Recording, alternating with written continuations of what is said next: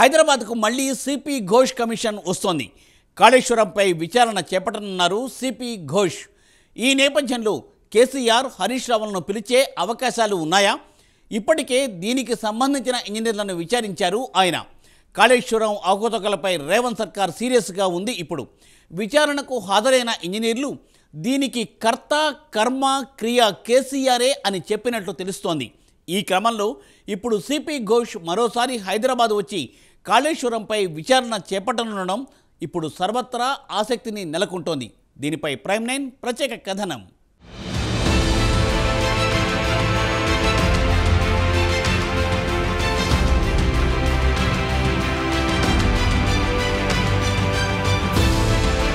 కాళేశ్వరం ప్రాజెక్టులో చోటు చేసుకున్న అవకతవకలపై విచారణ చేస్తున్న జస్టిస్ పినాకీ చంద్రఘోష్ కమిషన్ విచారణ పునఃప్రారంభానికి రంగం సిద్ధమైంది.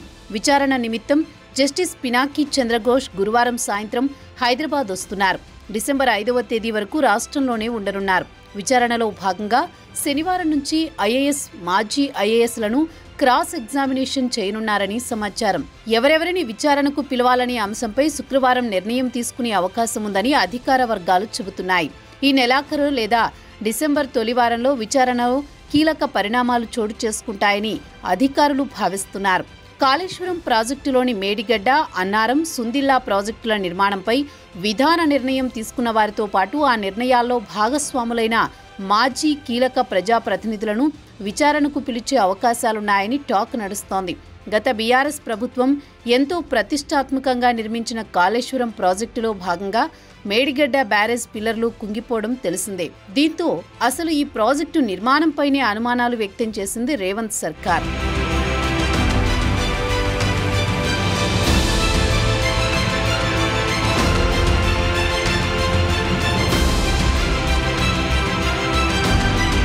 ఇప్పటి వరకు జరిగిన విచారణలో చాలా మంది ఇంజనీర్లు ఈ ప్రాజెక్టుకు కర్త కర్మ క్రియ అంతా కేసీఆరే అని చెప్పినట్లు తెలుస్తోంది.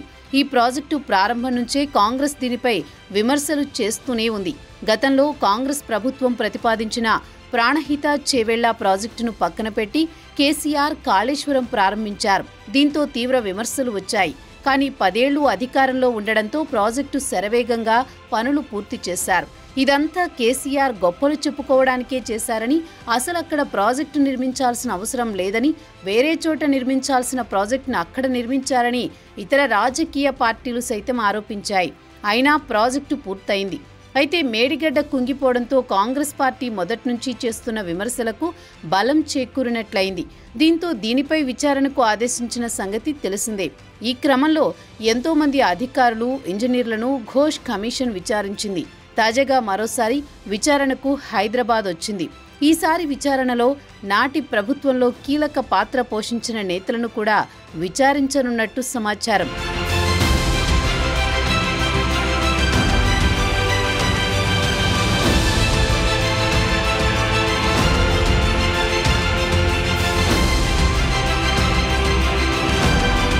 కాళేశ్వరం నిర్మాణ సమయంలో నీటిపారుదల శాఖ మంత్రిగా ఉన్నది హరీష్ రావే. దీంతో ఈసారి హరీష్ రావును కూడా విచారణకు పిలుస్తారని వార్తలు చక్కర్లు కొడుతున్నాయి. ఇంజనీర్లు కేసీఆర్ పేరు చెప్పడంతో కేసీఆర్ను కూడా విచారిస్తారని రాజకీయ వర్గాల్లో టాక్ నడుస్తోంది. కాళేశ్వరం ద్వారా 1 కోటి ఎకరాలకు నీటిని అందిస్తామని అప్పట్లో కేసీఆర్ చెప్పేవారు. కానీ తాజాగా సీఎం రేవంత్ రెడ్డి కాళేశ్వరంతో సంబంధం లేకుండానే తెలంగాణలో వరి మునుపెన్నడూ లేని విధంగా పండిందని చెప్పడం ఈ సందర్భంగా గమనించదగ్గ విషయంగా విశ్లేషకులు చెబుతున్నారు. మొన్నటి నుంచి కాళేశ్వరం ప్రాజెక్టు బీఆర్ఎస్ కాంగ్రెస్ మధ్య మాటల యుద్ధానికి దారితీస్తోంది. కోట్లలో అవినీతి జరిగిందని కాంగ్రెస్ ఆరోపిస్తోంటే గొప్ప ప్రాజెక్టును నిర్మించామని బీఆర్ఎస్ చెప్పుకుంటోంది. గత శాసనసభ ఎన్నికల్లో కూడా కాళేశ్వరం ప్రధాన అంశంగా మారింది. ఈ సమయంలో దీనిపై విచారిస్తున్న ఘోష్ కమిషన్ విచారణ తుది దశకు వచ్చినట్లు తెలుస్తోంది. చివరగా ప్రజాప్రతినిధులను విచారించవచ్చనేది సమాచారం. దీనిపై పూర్తి క్లారిటీ రావాలంటే 2 రోజులు వేచి చూడాల్సిందే.